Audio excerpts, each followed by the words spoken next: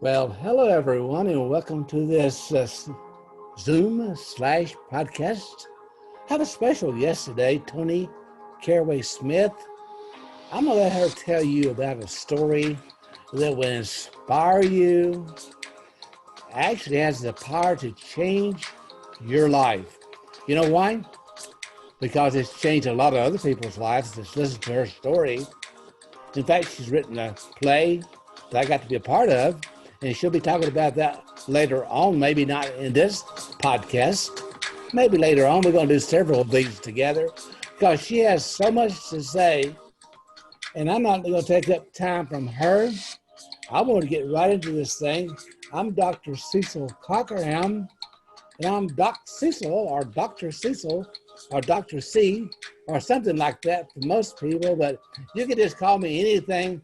But the main thing today is I want you to listen closely as you hear her story, how she came from a situation at 16 years old, 2 babies, desperate, in shelters, abused, and look at her, a beautiful lady of God that's going to inspire you that you too, regardless of your situation, can also be moving forward with your life that can be outstanding. So, Toni, I'm going to let you say, welcome to the podcast, everybody, because that's what I said.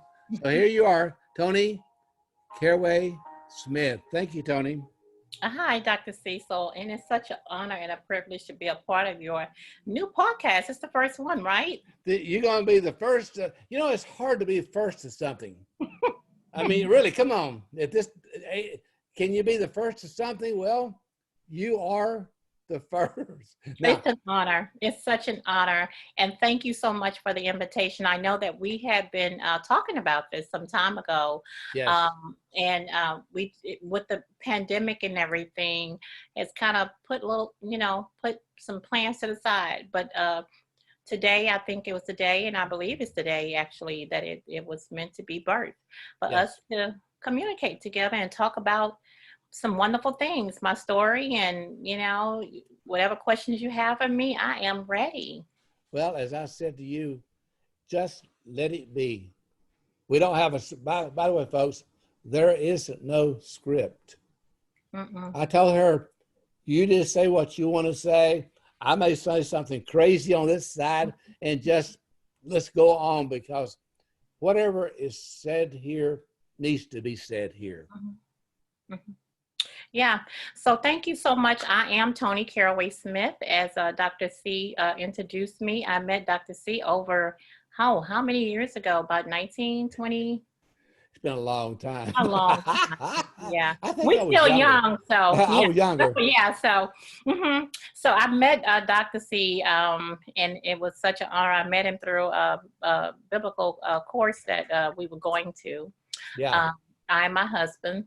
And at that time, I was very vulnerable at the time. I kept a smile on my face and walked in and was getting ready to take this course as nothing was going on. And you did great. Yeah.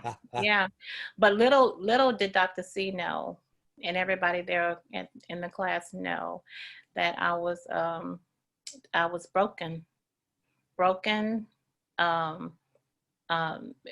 insecurities, vulnerable, had a lot of issues, unresolved issues, should I say. Yes. I wasn't healed.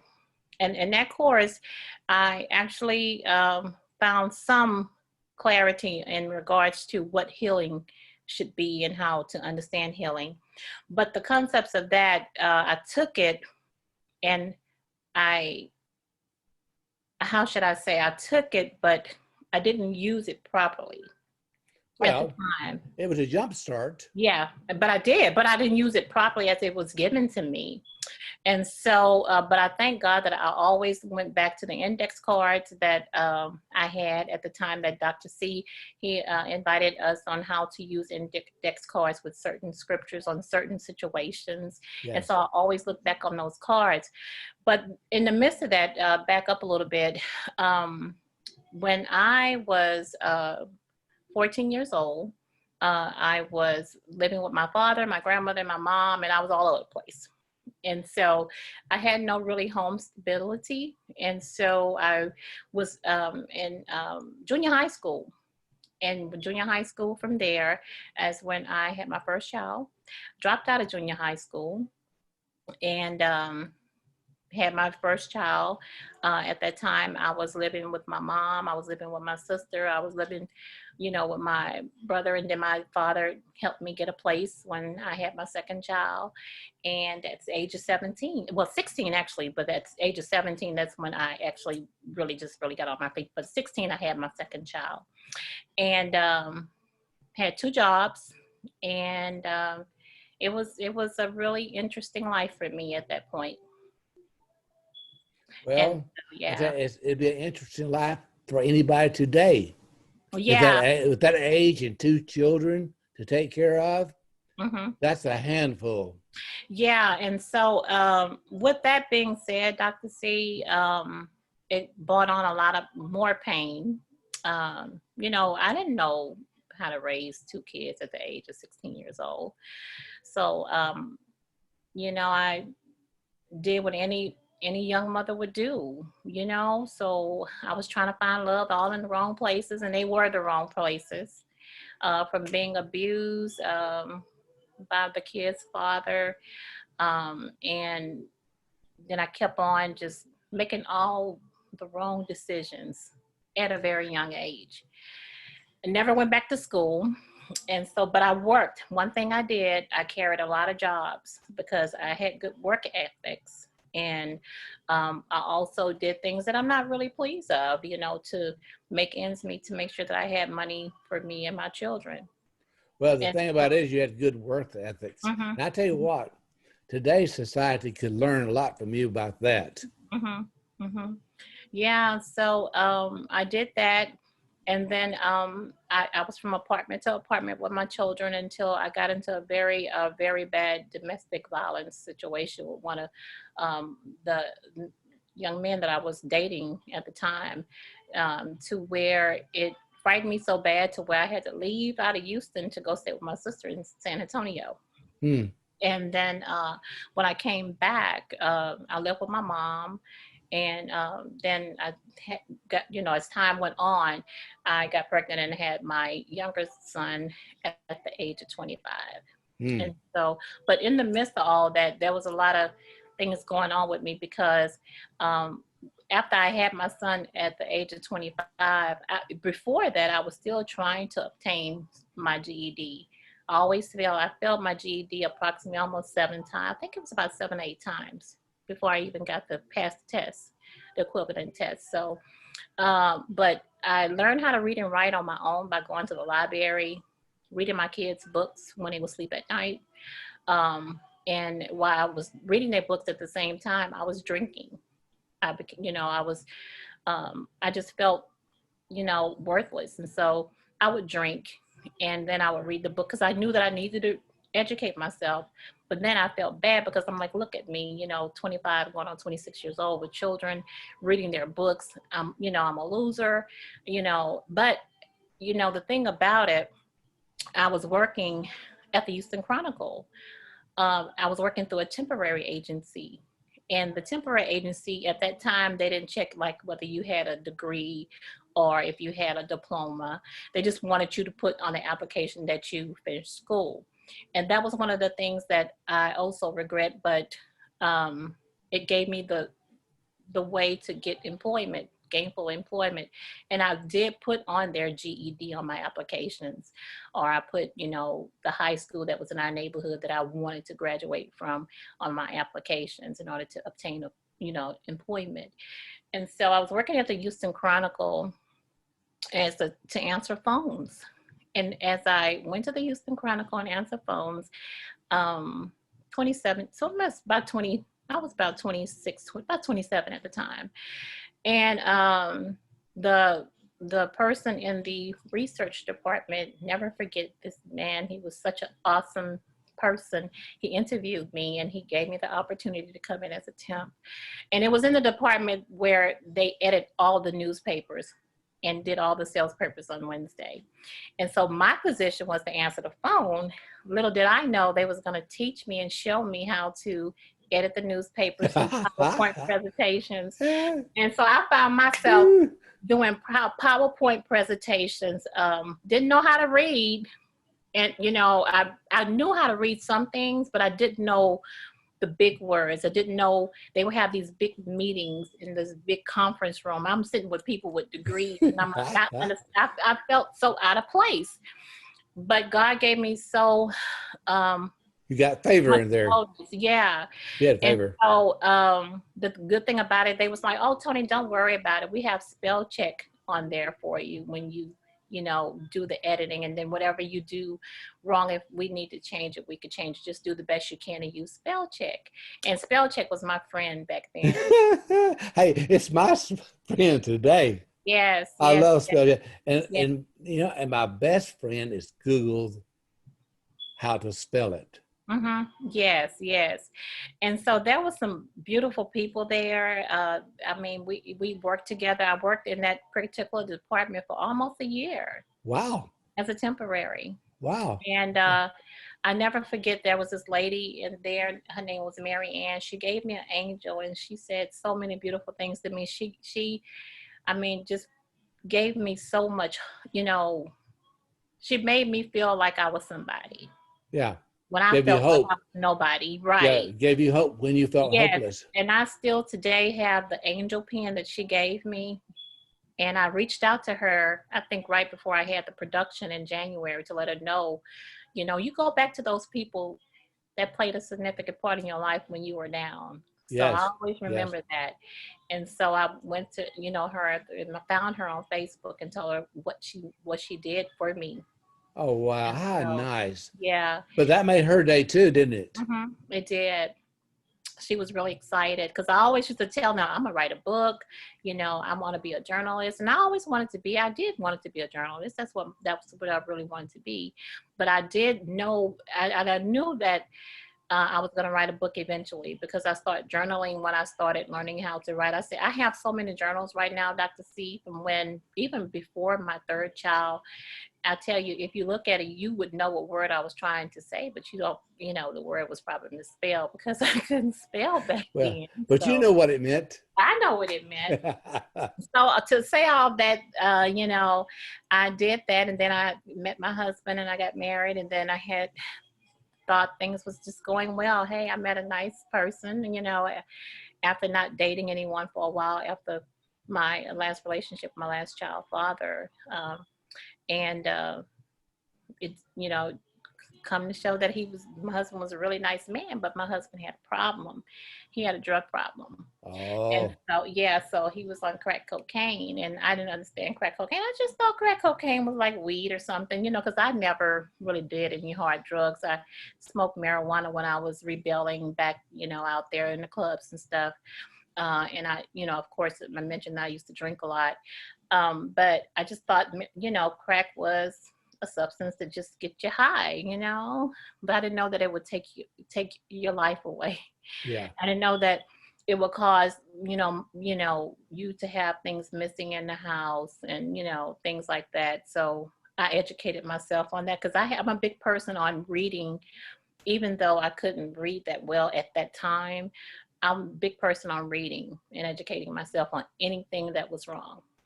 Good. And so that's what I did. I educated myself, and then I learned triggers. I learned about triggers for crack cocaine. I learned why people do crack cocaine. I learned everything about it. So while he was dealing with the issue, I was learning about the issue, and I just know that God. I really believe that God put me and my husband together, even though we had all the issues that we had. I believe He put us together, because now our marriage is what I wanted way back then. Well, it was just a process to get you where you are today. Right. Even through the strokes and through the arguments and through the verbal and all this stuff, I just really believe that I had to go through some of the things, in order to get where we at today, because it helped both of us. Because you've seen how we can get busy with the arguments, right? Oh, yeah. Yeah. So to go back to that, Well, me being part of the, being a victim of domestic violence, I was always, afraid. I always thought my husband would be just like everybody else. And so I brought a lot of baggage into my marriage, and I'd always blame him for a lot of things. And I had to ask God for forgiveness, because Ken was always the bad person. Even though he's loud and he could be the bad, he did a lot of things, but he was always the bad person, because I never really forgave all the other men, and I just put everything on him. You just a big bad wolf. Hey, he got the whole load, huh? Yes, yes.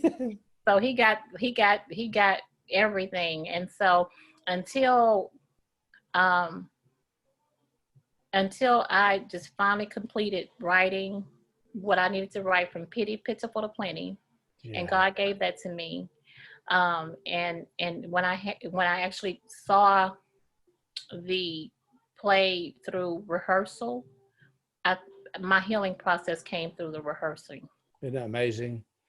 Yeah, you have to tell the people a little about that play, because I truly enjoyed my part. Well, mine was so easy Yeah, because I just played myself, which was yeah, kind of easy. right. Well, that play, it will be redone, because there's a lot of parts that was really missing out of it, and it didn't end to where someone could really understand how my story is where I'm at today. Yeah, It would confuse somebody if, that if I was to show the play and whoever was there, it just was all over the place. And so it was kind of, like all over the place, but the message was there. um but it was entangled a little bit. Yeah, but the play was about me, as being a teenage mom, abused, a two-time, and I say attempted suicide survivor, because I attempted suicide twice. So I'm a two-time attempted suicide survivor. Um, and well, that no, alone can minister to somebody that yeah. as they're listening and Hmm. watching us today. Hmm. Yeah, That could be a right, ministry right there right, alone in right, this right. time we have Yeah, together. right. The play, we started rehearsing the play in 2019, and my last attempt of suicide, listen to this, was a year before that. Wow, what a testament! 2018. What a testament! Yeah, and prior to that, it was it was 19. I think it was 1998 was the first time, and then so I had been having thoughts, periodic throughout the years, like 17 and things like that, and 16, but it never got to where it uh, wanted to live in me again like it did in 2018. I know I truly enjoyed the play because it had such a powerful, powerful message Hmm. of healing. Hmm. For a lot of people, I think was even part of the play. It was a healing effect in it. Yeah, Now, yeah. did you say that you have rewritten it? Well, I'm in the process of rewriting it right now, because I'm working on a magazine right now during the pandemic. So I'm working on a magazine with different. I'm wait. I'm When I write, Dr. C, I write, and I want to write based on hearing, um, from God, to make sure that I'm writing in a perspective to where it would be where people could be blessed. Yes, yes. Okay. So I don't just pick up a pen and just write and say, oh, I'm just going to write this, or I'm going to get this person. So God assigned people to me. And I Very believe good. that. So I'm writing a magazine right now. It's called Faith During the Pandemic. And so, or, healing during the pandemic. I'm just waiting on the right things to, because it's not I haven't completed it because I haven't got the right title for it yet. Well, I'm doing some ideas, like I say, when we chatted a moment ago about Hebrew. Hmm. I, I'm not there, but Hmm. I've started the journey. Okay, So so so you understand what I'm saying yeah, so about you're that on a part. journey. Hmm. Yeah, and so and I am doing as I am doing a TV show series with Dr. Carter. She was in the play too. Yes. I'm a co-host of her show, in which I'm finding very grateful, because we're happy about that, because we bring on people with real stories like me, Yeah. And with real stories and real testimonies. And I think at a time like this, people need that, because especially with my situation, I'm just glad to be here, because with everything that I've been through, as far as the way I was being abused by my partners, it was I just never I'm just glad to be here. Well, the thing about it is what you're doing with Dr. Carter is the same thing I'm having to find my way doing this Zoom / podcast. But Because everyone is I want to bring different, on people right? with real problems, real people with real solutions, and they can see how these people came over to the other side. Right. It's just like Ruth's story. Ruth found me in 92, maybe 93. And wow, where she is today is unbelievable. So she has a great story. And I've got a lot of other people with great stories. So, and I think this will inspire other people who have problems that they have a story too. In fact, they may have a book they can write. Yeah. And see, with me, I'm completing my book. The book that I released was it's like a small devotional journal. And this is it here. Good. Yeah. Now, how can they get that from you? Well, they can get this book from Amazon, or either they can just direct message me through Facebook. Okay. And I'll make sure that I get it out. I've actually sent some books out today. But still, every time I do something, Dr. C, I feel because I'm not good enough still. I have that. And I'm just being transparent and No, honest. that's good. That's because, good. I feel that it could be better, but I can say where I'm at today. I did finish complete a course a few months ago, and I'm now a domestic violence advocate. Very good. Very and good. through the Fourth Bend Women's Shelter, and so, but I can go out and and advocate, other places, and I'm happy about that. And I'm just ready to serve. I'm ready to serve and go speak and do whatever I have to do, and whatever I can do. I love to support people. So would you be willing to go someplace to speak for a ladies group? Oh, absolutely. And you would do one on, say, domestic violence? So what Domestic would be violence, and domestic violence. And I'm also a prison mentor. I've been in the prison ministry for over 21 years now. Okay, so that'd be somebody else could call you and say, mentor me. I want to do prison ministry. So you can help them with that. Right. Super. Yeah, so I know I'm all over the place, but I didn't tell you that I did finish, I did get my GED in my late 40s. So, well, hey, but it's having great education. So, I just. Anybody can do it to put the mind to it. I know I had an opportunity about 3 or 4 months ago to do something I didn't think I would ever do. I have 2 doctorate degrees already and a lot of certifications. So I wouldn't think about going and getting any more education. So that's all I really know. My kids keep asking me, and my grandkids, Dad or Granny, are you still in school? And I'd say, yes, that's all I know is in school. But just 2 or 3 months ago, I went through another coursework myself and got another certification. So, you just keep on learning and getting education that you can help somebody. But I need for you to give people some information how they can reach you in case they need to be mentored by you for prison ministry, or they want to reach you to maybe speak at some event that you could be a special speaker. Could you give them a little information like a phone number or email address, or maybe both, that can help somebody reach you? Yes, absolutely. I could be reached at Determine Your Destiny, and I'm going to spell that because it's spelled Please different. do. And it's DETERMINE, Destiny, DESTINY @gmail.com. So that's Determine, DETERMINE, are, not your, but you I are noticed that. destiny. Kind of freaked me up when I was Yeah, I trying to know, at get. gmail.com. Yeah, Yeah, I was I trying. would just, yeah. So, and then my telephone number is 832-993-1670. 832-993-1670. In regards to that, I tell you, I mean, I'm just amazed by how God always, put people together. There's this clothing line apparel that I be wearing of one of the ladies that I love so dearly. Her apparel is know your worth, know your worth. And of course, like determine your destiny, but know your worth.